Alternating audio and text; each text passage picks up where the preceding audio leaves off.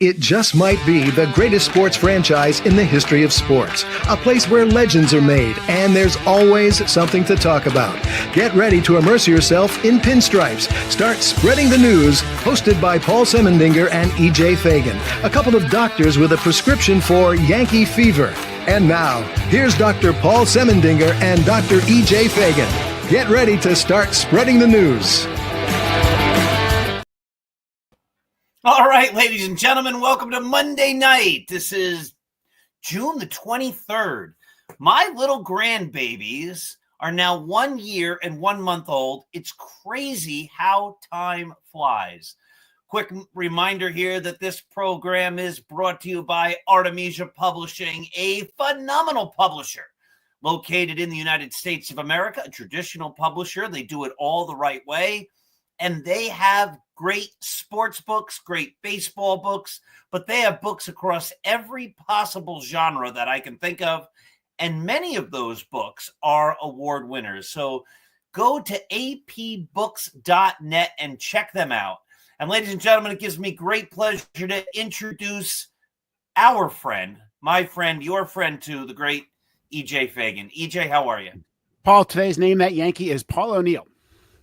Is it really? Yes, I appreciate the humor there. That's good. Good job. Good job. Yes, network. Oh my goodness. Well, EJ, the Yankees are down 4-1 here in the bottom of the sixth. A bunch of thoughts that I have around this team. We'll start with your podcast from last night, where last week I think we were both hoping that the Yankee little losing streak was just a blip, but then they didn't have a great week last week, though they did win the weekend series against the Orioles. How's your overall feeling on the team right now? Are you feeling like, here we go again, it's going to be a long summer, or is this just a couple of weeks of annoyance?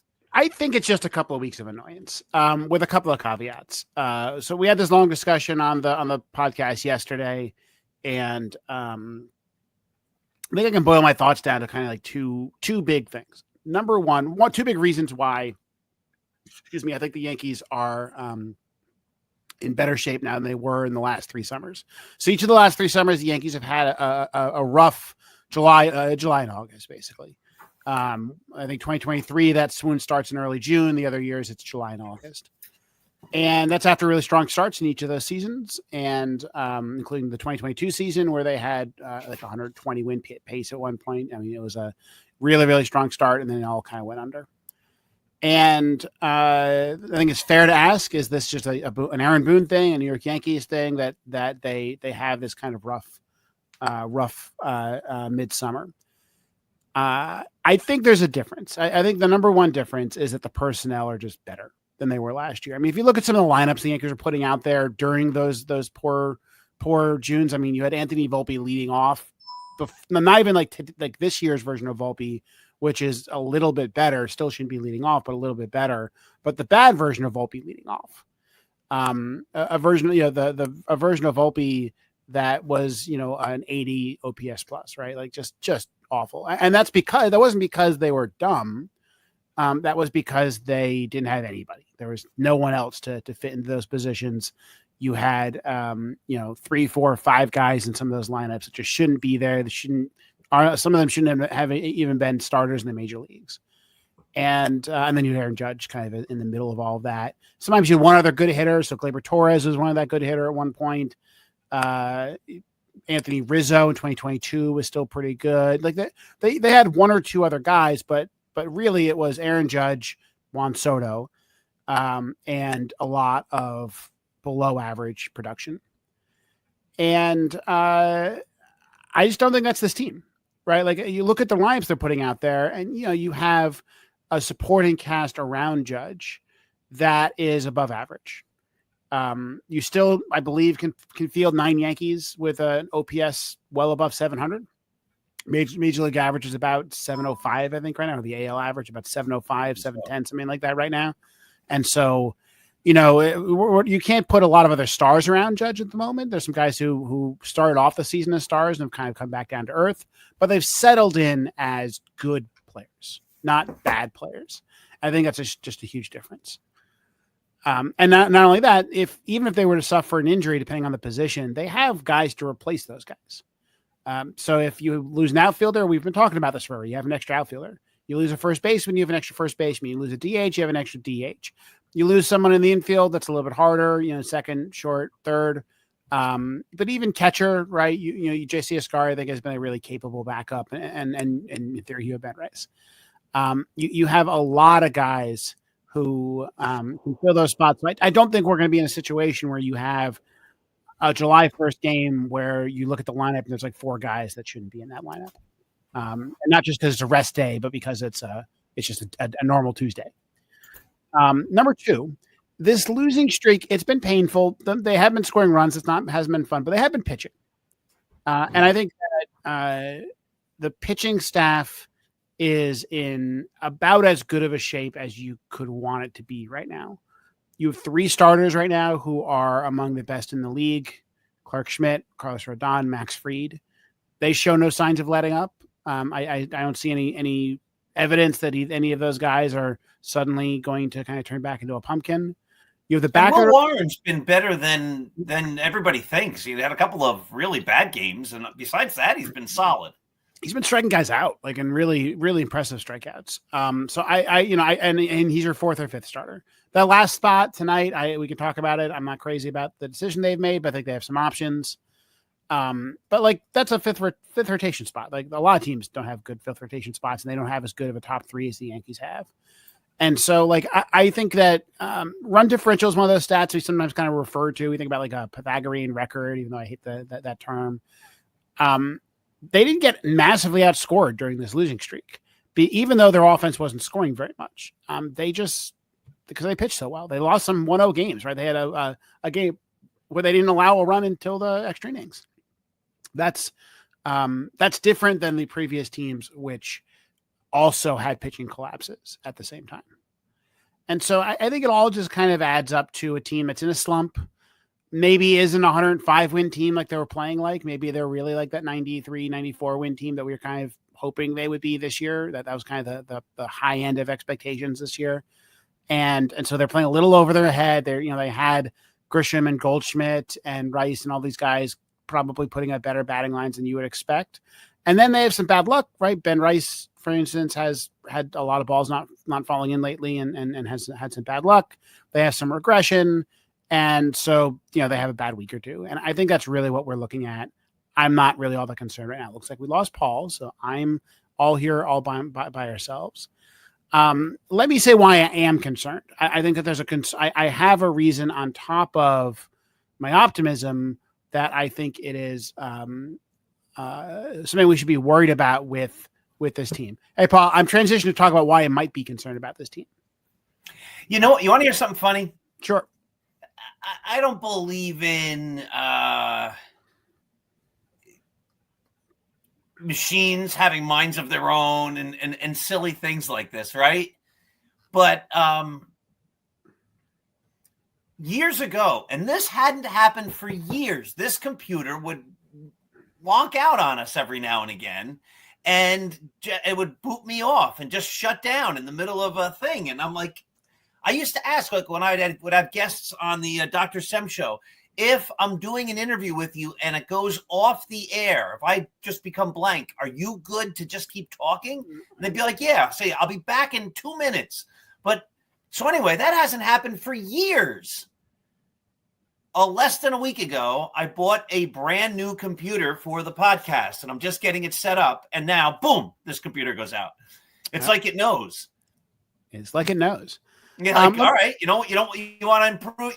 You think you're gonna? Paul's computer is going out again. Okay. Well, Paul, you're buffering right now, and so I'm going to keep talking and let your internet connection recover. Be concerned. I think it's easy to look at this lineup and actually see that a bunch of guys who could end up being pretty bad hitters.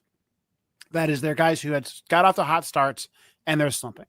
Paul Goldschmidt is batting terribly against right-handed hitters, not just like below average like he was in the beginning of the year, terribly, like well below 200 against right-handed hitters over the last month. He is at the point where he should be a strict platoon player, and his numbers are going to look really bad if he's in there with any frequency. Anthony Volpe has been in a deep slump, although his overall numbers are still good. So I'm still kind of hoping he can pull that out. You have DJ LeMahieu at third base, who I think has been started off looking kind of promising, and I think it's slowly resembling a very bad player. Jason Dominguez has leveled off a lot. He's still pretty bad against lefties, and he's kind of lost some of his really elite status against righties. And his defense hasn't really improved. Cody Bellinger has kind of settled into being a above average player, but not a great player like he was kind of when the Yankees were at their height this season.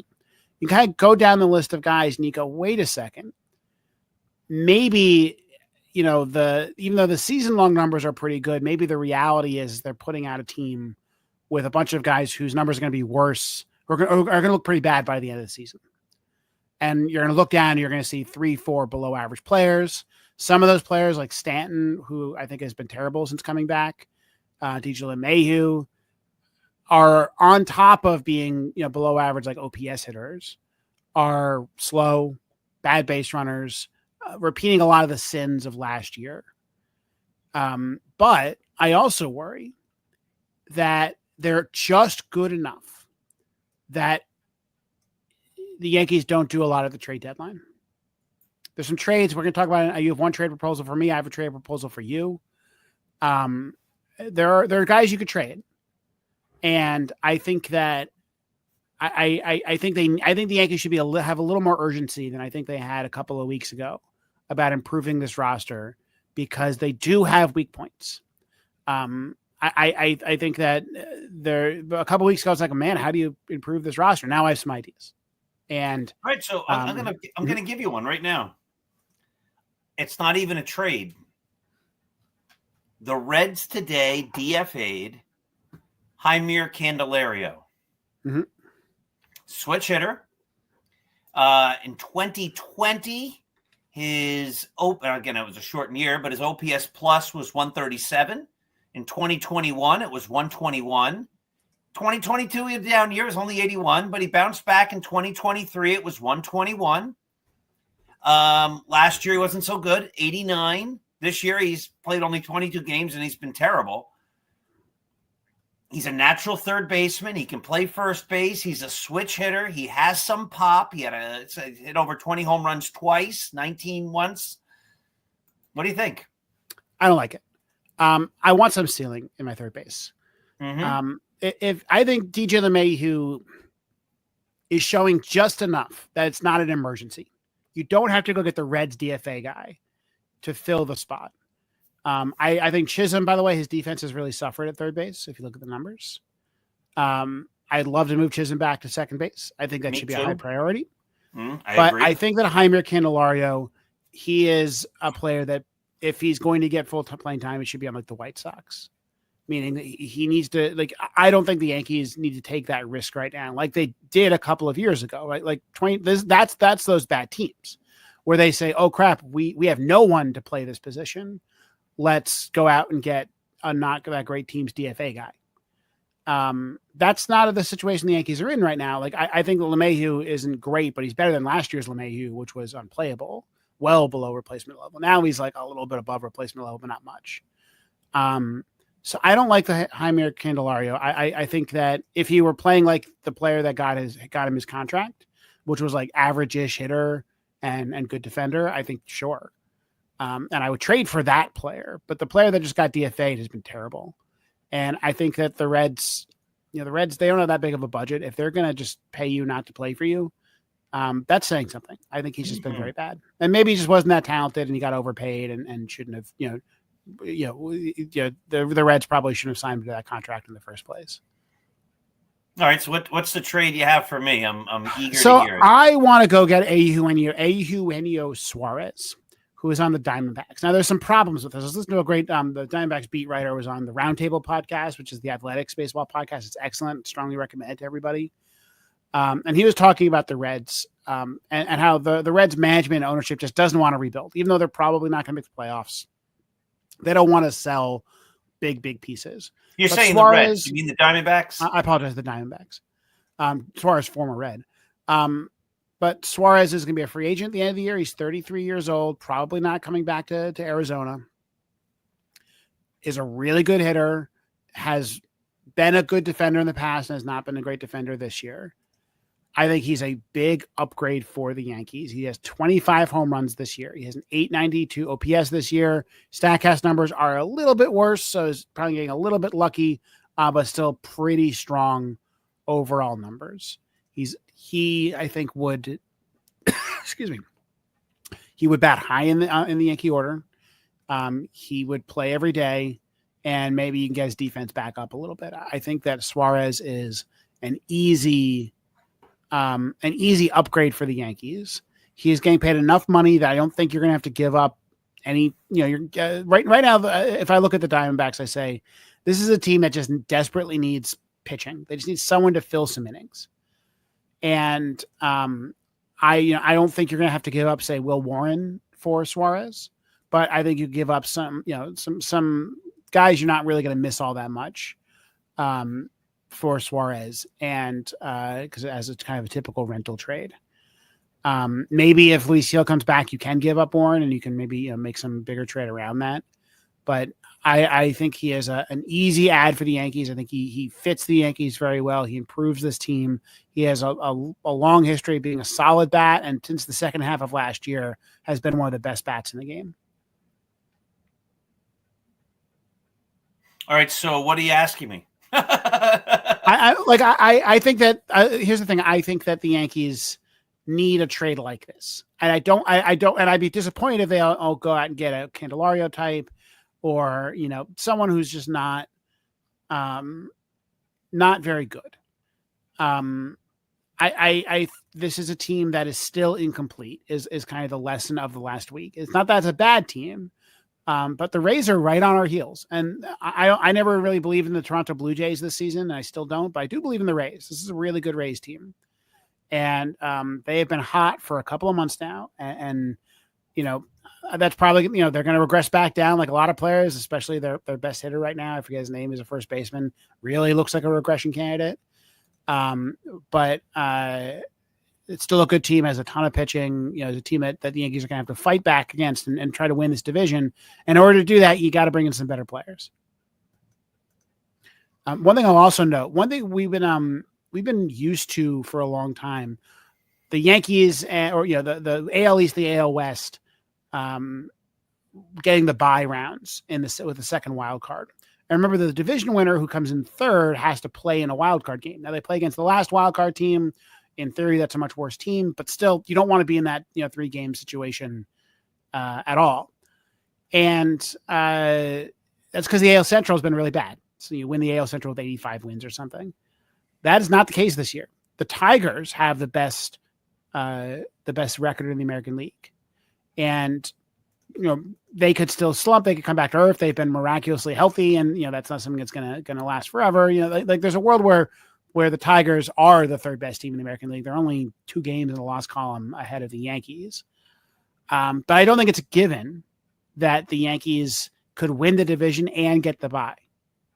I think there's a really good chance that they win the division and have to go in for the wild card. So you're not only trying to win the division, but you're competing against the Tigers, the Astros, I guess the Mariners a little bit, but not really the Tigers and the Astros for that bye. And it's going to come down to the wire. So you still need to improve this team to make that. So let's just play the game then. Rodon, of course. Max Fried, of course, off the table. If they ask for Clark Schmidt. For Suarez, no. And they won't, right? Like that's not what it's going to take to get a rental. If you look at what rentals get these days, it's really less than you would think. Will Warren is the interesting one where, I'm not sure how good he is. And I know that the Diamondbacks kind of just need some innings, and maybe there's some other players they can throw in with Suarez. And that's when I would start to consider. So for example, Zach Gallen is also a free agent. Zach Gallen's also been bad this year. He's been, I believe, has allowed more earned runs than any pitcher in the majors. And, I don't think, he might be traded, but I don't think he's very valuable. So I don't know if Gallen's a guy you go out and get. Like the D-backs, they're a good team. That's had a really bad pitching to start the year and had Corbin Burns go down with an injury, had Jordan Montgomery as a disaster, a contract. And I think the lesson there, I think that means that they have guys they can trade. So like Josh Naylor is a guy on their roster. I don't think the Yankees have a spot for him, but I could see them trading somebody like him. Merrill Kelly isn't interesting as kind of an older starter. Maybe you trade a younger starter for an older starter. Like there's guys in this team that I could imagine the Yankees trading for, but I don't think it's a Clark Schmidt level deal. I would struggle to find a player that is available on the trade market that I would trade Clark Schmidt for right now. He's been really good. All right, like, so Schmidt might be the second best pitcher on this team. I mean, and Rodon I think is playing well, but like Schmidt is looking incredible right now. Now this I don't even think is a debate. I think I was even talking about this with my dad, who's going to be 87 and has been a baseball fan since 1946 and is a traditionalist in every sense of the word, loves the game, probably loves the game more than anybody, loves it more than I do. He's like, oh, what a good baseball game. Did you see the good? I said, I only watch the Yankees, Dad. Oh, but I love baseball. He's just totally. Hey, when I'm retired, I'll watch baseball all day. That's great. That sounds like a great way to spend my 80s. Yeah. Yes. So, and he's been doing that his whole life. Obviously worked and he was a school teacher for 30 some odd years and, he raised a family and all that kind of stuff. But he just loves baseball and he loves tradition. And he agreed, and I'm sure you do as well, that even though Clark Schmidt had a no-hitter the other night, you have to take him out afterwards. Absolutely. Right? Like what like that's a very selfish thing to keep Clark Schmidt in right there. And that, Schmidt is a guy who it wasn't like he was going into the ninth inning and he had thrown 100 pitches. Then sure, you keep him in. I understand. And you go batter to batter with him. He had pitched 7 innings. He was at his pitch count. There was no way he was getting through that no hitter without more pitches than any Major League Baseball pitcher has thrown this year. And, and frankly, I mean, maybe Clark Schmidt wants the no hitter, but think about the last couple of Yankee no-hitters. How much more do they mean to us now? Right? Like, does Domingo Germán's no-hitter, perfect game, feel great to you? Corey Kluber. Frankly, I can't even name who was before Corey Kluber. It had been a while, I think. It might have been Wells and Cohen, right? I mean, yeah. I just don't care. So I don't think it's a controversy. I don't think Schmidt's angry about it. I think Schmidt has just been elite. He has been one of the best starters in the major leagues. If you look at his last year, so he was injured. His last 30 starts, right? So he was injured at the second half of last year. He's now looking at something like an ERA 2.9 in a lot of innings. He had that. Again, the injury that kind of, killed his second half last year. But I think Schmidt has evolved into a not so small sample of being really, really good. He's not young anymore, right? He's 29. He's under team control for 2 more years after this. So he's just really a really valuable player to have. And, when you just look at your rotation, once Cole gets back, I mean, that could be a really good rotation. That's kind of fun to watch. And I now have confidence in Schmidt starting a playoff game, all those things. By the way, so in his last 28 starts, he's pitched 155 innings with a 2.85 ERA. 155 innings divided by 28 is 5.5 per start, which is pretty good for a major league pitcher. So and and now he's teaching, he's going into the 7th and, plus innings regularly. So just really good stuff from Schmidt. Really good. I mean, it's easy to forget this guy's a 1st-round pick. And they drafted him, I believe, even though he was hurt, right? As I'm thinking back, he had rotator cuff surgery right away or something like that. I think so. I forget what it wasn't. Tommy John right out of the draft, but I forget. But he was this is a really talented pitcher.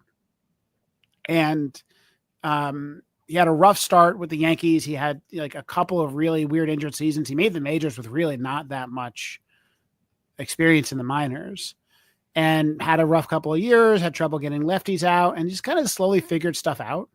And Now he's 29 years old. He knows what he's doing out there, and I'm just kind of I'm really really happy to see Schmidt.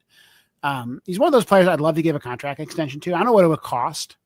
You could I'm sure get a little bit of a discount because he's a distance away from free agency. He's a pitcher. He's 29. But I'd love to say, like, Schmidt, here's 3 years on top of that, right? Let's employ you for a while. No idea if that's a thing that the Yankees would consider. They really don't do a lot of contract extensions. But I just have a lot of confidence in the guy right now. He looks like a starter, looks like a pitcher. Yeah, and he's been terrific. Would you have sat Volpe? He was 0 for 24, something like that. Yeah, I don't understand this controversy at all, frankly. Like, look, he was 0 for 24. He had a good game. He came out of it, had 3 hits, had a nice home run. Frankly, it doesn't feel like he's fixed. It doesn't look like he's fixed today. He struck out a couple of times today, had a couple of ugly swings that I'm seeing. I look, Volpe is prone to these big, long slumps. But we've also seen situations where he's given a day or two of rest. And then he comes back stronger. Look, I get that he's young, but it's hard to play shortstop. He's a small guy. Maybe it's a little physically taxing to play out there. And, when you're going over 24, you're not helping the team. It doesn't hurt to put you in a slump. Oswald Peraza had some good defensive plays. I think that Volpe's overall had a good season, and I want him to get back on track. And if that means resting him, or by the way, resting Austin Wells for a little bit, similar kind of situation, I think it's an easy call. It's not a benching. It's not a benching, right? Like I think that's he wasn't benched, right? This was a planned rest. They've, by the way, a long stretch of games they're in the middle of right now. I think it's something underrated. Like, for example, like Alan Winans is pitching tonight. We can talk about that, but like part of the reason why he's pitching tonight is he couldn't put a bullpen game together in the middle of this long stretch of games. And so like I think he's got to accept reality that maybe Volpe is going to play 155 games a year if he doesn't go on the IL. That's not that bad. Correct. Now, I am against the idea, in principle, if nothing else, of saying. I remember a couple years ago, to frame it better, Joey Gallo was struggling, and he then had a game, and he had a pretty good game, and it might have been 2 good games in a row, and then they sat him. And they asked Aaron Boone, why'd you sit him? And he's like, well, we decided 2 weeks ago that he'd have Sunday off. Now, like, I think that's thinking a little too far ahead. Like, sometimes you have to go with the hot hand. I didn't think Volpe was necessarily overly great. One of those hits was a bloop. One of those home run was a pretty weak home run. Yeah, like a little dinker down the third base line or something. It wasn't like he was driving the ball. So I don't have a problem sitting a guy when they need to rest. Somebody said something like, he's a young guy. Why does he need a rest? Well, he can't be tired. Well, why? I mean, look, middle infielders wear down. Tired when you were 24? Well, weren't you tired when you were 18? Middle infielders wear down. Like we give catchers scheduled rest days, and I personally think that giving a shortstop a scheduled rest day, especially with a guy like Volpe who's kind of prone to these long slumps, is not a bad idea. I don't see the problem. It's not like he's resting. It's not like they're doing this, every week, every day game after a night game or anything like that, right? They're, you give the guy's going to take 4 or 5 extra days off and sit on the bench, and I don't think that's a problem at all. Now, there was a lot of talk about getting IKF, but his numbers really haven't pretty awful right now. Yeah, look, IKF is 30, and I think that he's starting to look like a not that great major league player anymore. I don't think he's an upgrade at third base, or much of an upgrade at least. I don't know. Plus, at least the other day was only 88. I would be upset if their only significant position player trade at the deadline was IKF. Because that is like, look, if you tell me he's going to be the last guy on your bench, maybe you can find a use for him, right? He's got a lot of flexibility. Maybe he allows you to send down Dominguez because he could also play outfield, so you have an extra outfielder. Maybe he's your guy who pinch hits in certain situations, bunts. Like a player like that can be useful. But not to be your new starter. Not to be my new starter. No. I agree. So right now, EJ, the Yankees are down 4-1. It's the top of the 8th. Giancarlo Stanton at the plate. We got 2 men on. Let's do this. This is the playoffs all over again. Come on. Maybe playoff Stanton can show up. a couple of times in this game. They had runners on first and third and one out, couldn't score them. They had runners on first and second and one out, couldn't score a run. They had a leadoff double by Bellinger, couldn't score them. Yeah, look, I'll say they've had guys on base, unlike some of those like really bad games they weren't scoring. So like to me, that's a good thing. But I guess a lot of those guys on base are Cody Bellinger and Aaron Judge, and not a lot of guys kind of around them. Look, I think that we can talk about the lineup not pitching, not hitting well. Paul Goldschmidt kind of losing his magic against lefties, all that kind of stuff. I think when they decided to start Alan Winans, that was a bad sign for this game. Now, there's a caveat I'll say there is that they may not have had much of a choice, right? Ryan Yarbrough goes down during his bullpen a couple of days ago. And if you're going to call up somebody else from the minors, like it may not be their day. Like they may not be available to start tonight.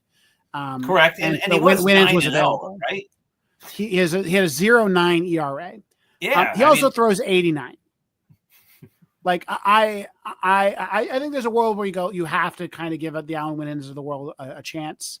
You have to reward your guys who are hoping to make the major league team. And when you have a 0.9 ERA, maybe you get a chance to get called up. I don't think he should get another start. He was not good tonight. He was not fooling the Reds hitters tonight. He was nibbling around the plate as you would expect of a guy who has stuff that's good at AAA and not good in the majors. And I think that's Alan Winans. I think that Cam Schlittler should get this start. We talk about this on the next start. Schlittler was the Yankees' top pitching prospect basically entering the season. Had a big breakout year last year. 6'6", big college guy, big fastball, big curveball, and has just gotten better at everything basically this year. Last year he ended at Double-A, had really good strikeout numbers, not great control. He's gotten the control under control. He has an ERA under 2.5 at both Double-A and Triple-A this year. Has, I think, 3 starts at Triple-A, so just got promoted. Ideally, give him another month or so before you call him up. But this is a guy who I think has major league stuff, has the potential to be a really good starter. You look at him, you just see that guy looks like a major league starter. Like he's a big, strong guy who throws 97, right? Like there you go. And he has, a history of being durable. So he pitched 120 innings in the minors last year. That's pretty good. He's been durable this year. There's not a good reason not to call him up. This is not a guy who isn't ready. It's not a guy who came out of nowhere and has put up good numbers. Like this is a guy that everybody identified as a potential major league starter, has had an excellent season, is in AAA, and is probably a future starter on this team. And what I fear is that they're going to call up Marcus Stroman instead. Another guy who throws 89, nibbles. Your best case scenario is he turns into the bad version of Ryan Yarbrough. I don't want that. Like I don't want a low ceiling guy. Like you can give Stroman the spot if your best option Schlittler isn't good. Look, you gotta have the guy to the 40-man roster. I don't really care.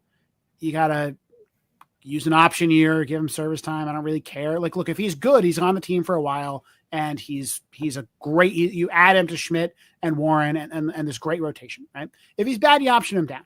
Like, there's no downside. I guess the only downside is you can't trade him if he's bad, or rather, it's harder. His trade value goes down. And look, if they're really circling another really strong, like a Juan Soto trade or something, not something similar to that, sure, but I don't think they are. I don't think you give up Schlittler except for a really excellent prospect, a really excellent major league hitter, and you have other guys that you can include in that trade instead. I think it's an easy, and you could always trade Will Warren if you end up having an extra starter, right? I think calling up Schlittler for the next start is easy. He was not available for tonight. He had started just a couple of days ago, and so I'll be watching to see if he makes his next minor league start. If they send down Winans after this game, which I think they will, and what they say about Stroman. I think the unfortunate problem is that the default is probably calling up Stroman. He's at 3 minor league rehab starts. He's basically ready to come up, and I think they're just kind of delaying it. They can't keep him on the IL with a fake knee injury forever. And I think he probably wants to play. He's now saying the right things. He's saying, hey, I'll play wherever it is to help the team. I think after Rafael Devers, I think team players are going to say that a lot. But I'm sure he wants to start.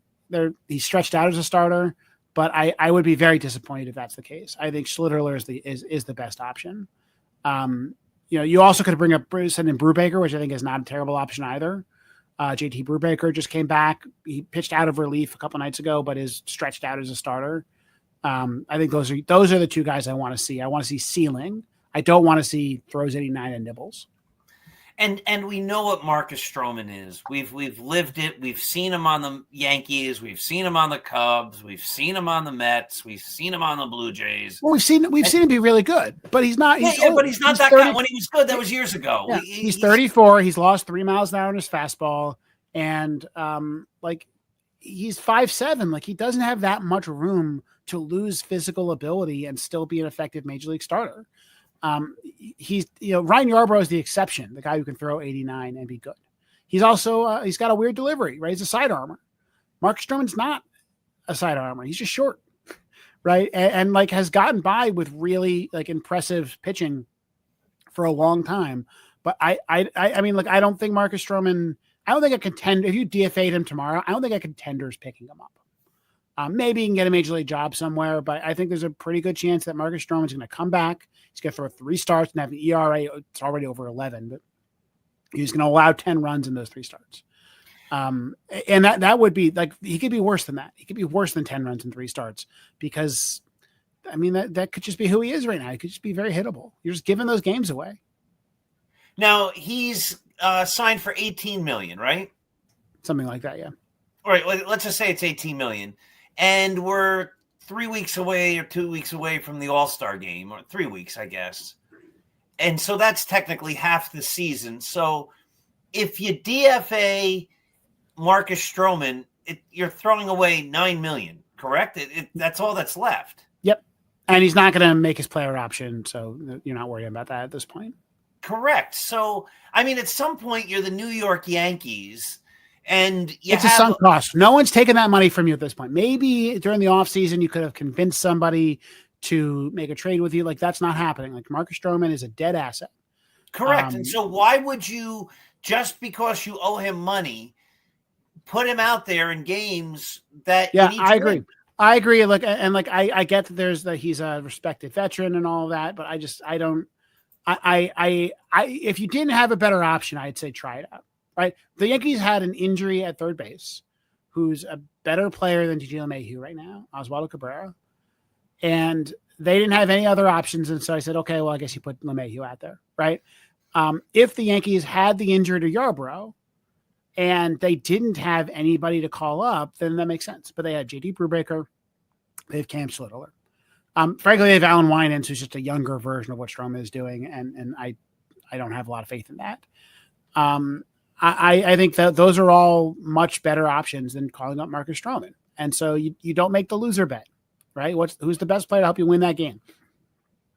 I think the answer is Schlitterler. I also think that there's long-term advantages to Schlitterler. And it's 5-1. Tim Hill just gave up a home run to Ellie De La Cruz. So in the top of the inning, Bellinger double, walk to Judge. I don't know if it was intentional or not because we're talking here and I'm just doing it on Gamecast.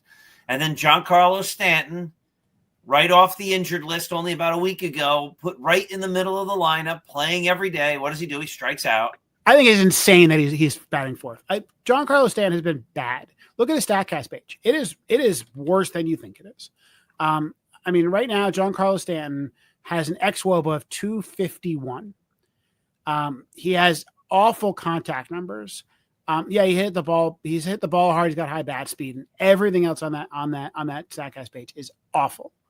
And frankly, that is what we should expect. Giancarlo Stanton, except for 3 weeks in the playoffs last year, has looked like an X player, right? A player who should not be in the majors anymore. Even if he is an average hitter, remember he's a terrible base runner and doesn't play defense. And so you're giving Giancarlo Stanton at bats that you could give to Ben Rice, to Jason Dominguez, to Cody Bellinger.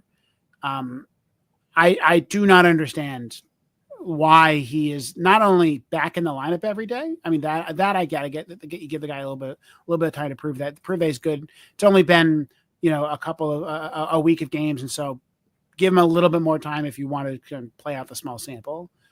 But batting fourth, That's insane. That is purely a name recognition batting fourth, right? That is, I've heard this guy's name. He was good in the 90s. Let's play him, right? And like, that is a loser move. And it annoys me to no end. Like, I get it. He's a respected guy. I like Giancarlo Stanton as a player.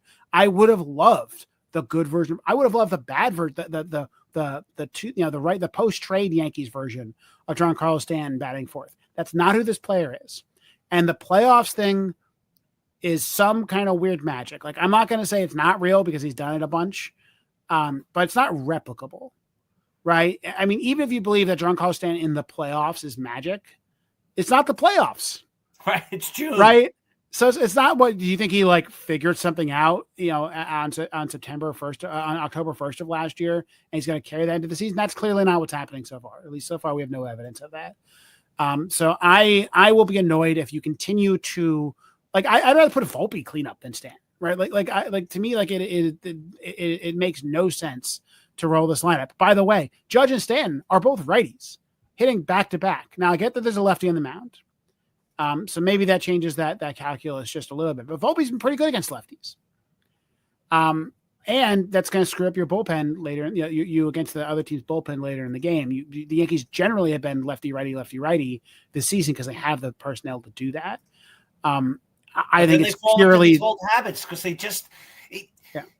You know the old saying, fool me once, shame on me, fool me twice, or fool me once, shame on you, fool me twice, shame on whatever it is. Right. No, I agree. Yeah. You see the same thing year after year after year after year. When Judge let me bad, I can get them out because they Judge is a different animal, but years ago, I think there's a difference. I think that the difference is that in past years, you sometimes had guys batting in places that you don't want them batting because the roster was bad. Because you didn't have other guys. Right. You got guys now. You got the guys. The same hitter. Yeah. It is deeply strange to me that now, by the way, it's not just Aaron Boone, right? Like, I listen to the broadcast and I hear people talk about Giancarlo Stanton, Hall of Famer, Giancarlo Stanton as another 4 MVPs at the top of the lineup, which is actually kind of a cool thing. But which is kind of fun. It's kind of fun. It doesn't mean anything. No, it does not. Like, you have 4 MVPs. One of them is 37 and can't hit righties. He's batting first against a lefty tonight, so that's I think was a good decision, even if he went over 4. Cody Bellinger, who is not the player that won that MVP, even though he's been good this season. Aaron Judge, best player of all time. And Giancarlo Stanton, who won an MVP in 2017, has not been the same player since.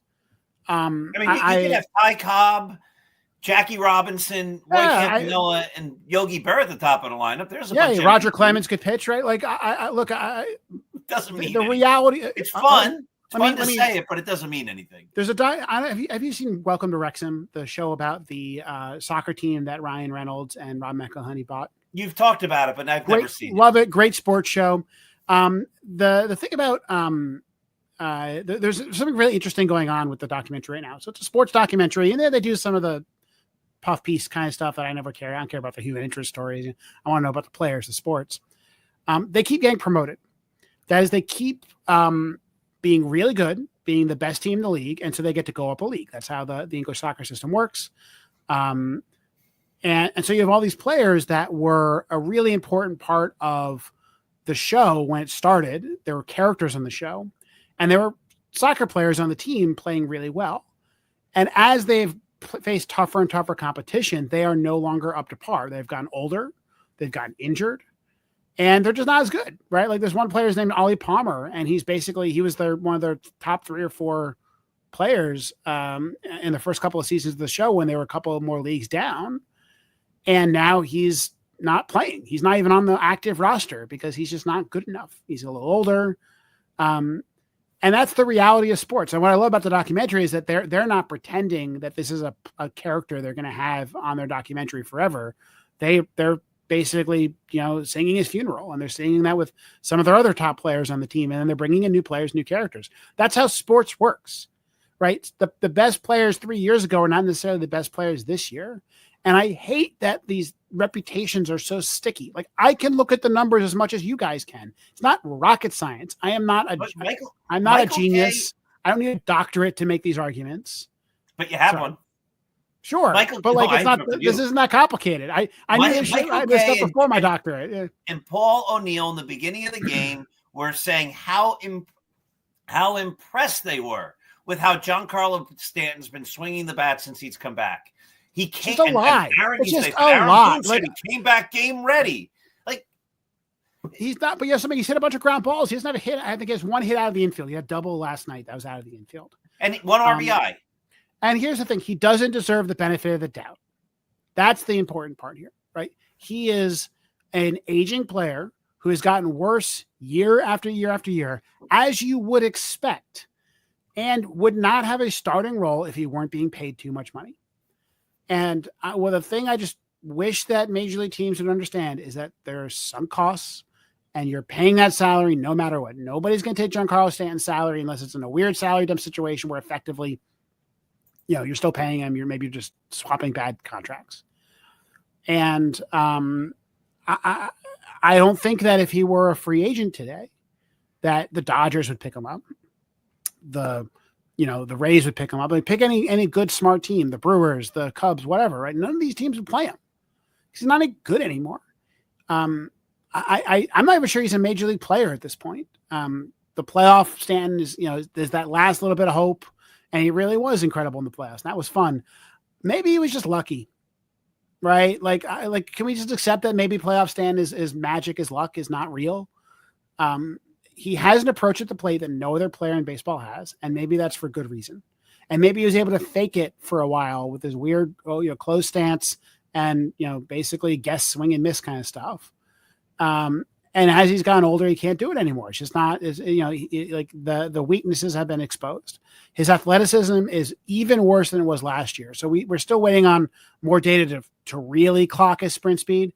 But right now he's at 23.8 feet per second, which is, I believe, even worse than last year when he was one of the worst base runners in the league. Yeah, so last year was 24.6. He's at 23.8 right now. Just completely immobile. Now we'll get more, he hasn't run that much. So we don't have, that number needs a lot of observations to kind of stabilize. For example, Anthony Volpe was really slow for the first month of the season, according to that number. And then he's gotten back to his normal numbers. But like, I really hope that him and DJ LeMahieu have a short leash. Now they don't have options for LeMahieu. Like, basically, if you didn't play LeMahieu, there's no one else to play. Oswald Peraza has been bad as well. So I get the Yorbit Vivas would have to call him up, and they got rid of Pablo Reyes, rightfully so, but not good players, right? They have options at DH. They have options at cleanup hitter. You don't have to play Stanton there. He does not deserve the benefit of the doubt. Now again, it's only been a week. I'm willing to give him a little bit more time, but I think like All-Star break, if his numbers are not significantly better, I think you DFA him at this point, right? Like, that's what I would do. Whether or not they can stomach eating that much money, but honestly, like, we're at the point where there's not that, like, you can see the light at the end of the tunnel with the Giancarlo Stanton contract.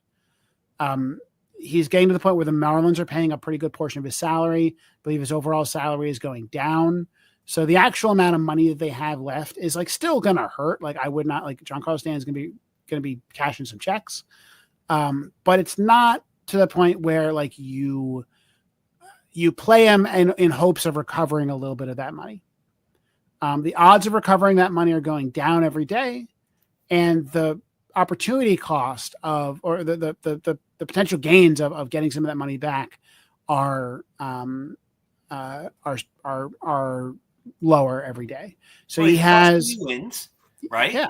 So that costs you money. He's costing younger players service time, experience. Yeah, I mean, and win. I mean, like those younger players are good players. It's now 6-1. Oh, there you go. I mean, look, Giancarlo Stanton has 2 more years under contract. He's got $29 million next year, $25 million the year after that, and then an option in 28 that the Yankees obviously are going to decline. The Marlins are paying a decent amount of that money. And so, now you're starting to talk about not, eating $60 million or something. I think there's a world where that happens. And I think that the Yankees maybe owe it to Giancarlo Stanton after his playoffs to prove that he's a better player.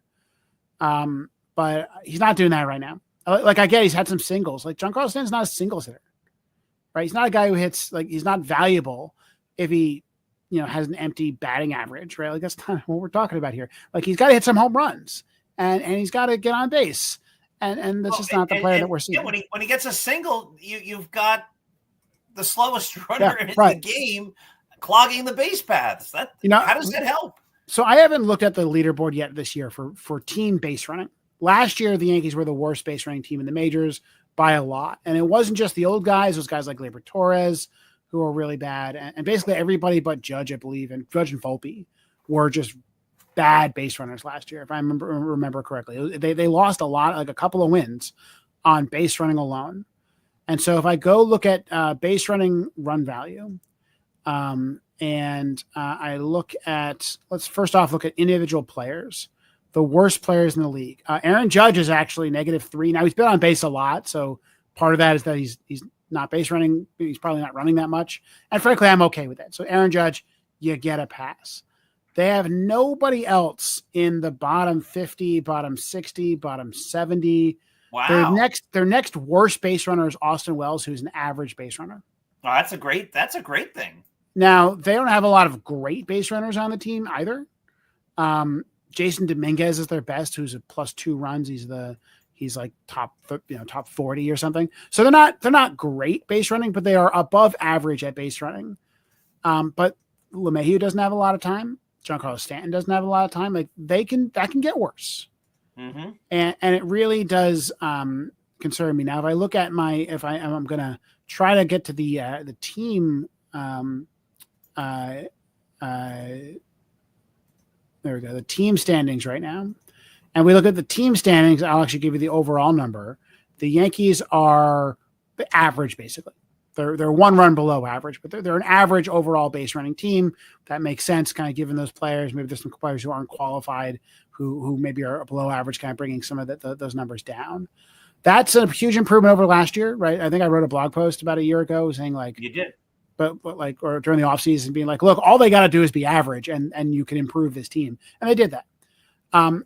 I worry that they're gonna regress back down, and you're gonna look at games and it's like you're gonna have like 5 old guys in the lineup. You're gonna have Goldschmidt, Judge, who's kind of old, even though he's Aaron Judge, so I'm okay with that.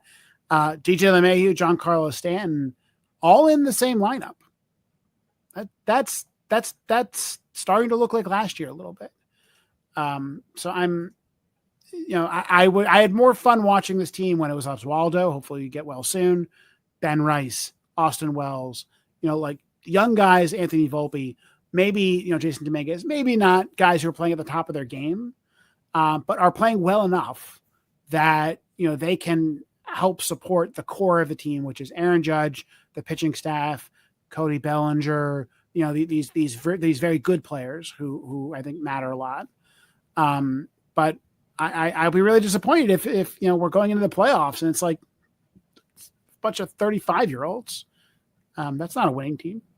No, and again, it's like you're flipping the channels or whatever, and you see a movie that you've watched a bunch of times that's just not that good. Yeah. And at the exact same time, you look at a different channel, which is the younger guys, and it has these up and coming actors or whatever, and it's getting, it is much more really on top of being a better team. It's a more entertaining product. You're right. Correct. And I really am enjoying watching these guys develop. And look, if Jason Dominguez takes a year or two to become a really good major league player, that's okay because he's playable. This is not 2023 when late in the season they called up Peraza and Pereira and Cabrera, and they had Volpe up and they had Wells up, and they had a bunch of guys, and they all were terrible. That's a very different situation. That was hard to watch because you were watching kind of the future wilt before your eyes. Some of those players, Volpe, Cabrera, Wells, have gotten better. The bad ones are not playing as much anymore. Pereira's still down in the minors, still kind of doing his thing. And they finally accumulate a young core of players that they haven't had basically since the 90s. They've had one or two young guys come up. Sitting those guys. Yep. Well, I'll be honest. They have been better than I expected at not sitting. The only guys they've been sitting has been like Actually, I don't think they've seen Bellinger a little bit. Looking at the depth chart here, so like they've been better even with since Stan's coming back, and they think that Ben Rice situation is he can play catcher, but he's also been playing a little bit of first base. Like I want him to play more. He's not playing against lefties, which I think is a mistake because I think he can hit lefties. He sat on Friday against a righty, but like they are like they have basically pushed Goldschmidt into like a soft platoon, which has solved some of these problems. But Stan's also played, 4 of the last 6 games at DH. That is really that those at bats are going somewhere. But I've been impressed that they have managed to. They have not just turned one of these guys into a bench player, which is good. And they have sacrificed some veteran at bats in order to make that happen. It's still more and more looking like the same old story. EJ, we're at the top of the hour. I have to do the game summary. It's the 9th inning. They're down 6-1. I have to get the quick hit up, so I think we'll wrap it up. Now, we'll try to pre-record next week. You're going to be on vacation for the next couple weeks, but if not, my line shirt ready to go. I'm going to Cape Cod. Yeah, you look great. If not, have a great vacation, but we'll try to make this thing work. We'll figure it out. Cool. Have a great night, everybody. Thank you for watching. This has been the Start Spreading the News Yankee podcast. Have a great night.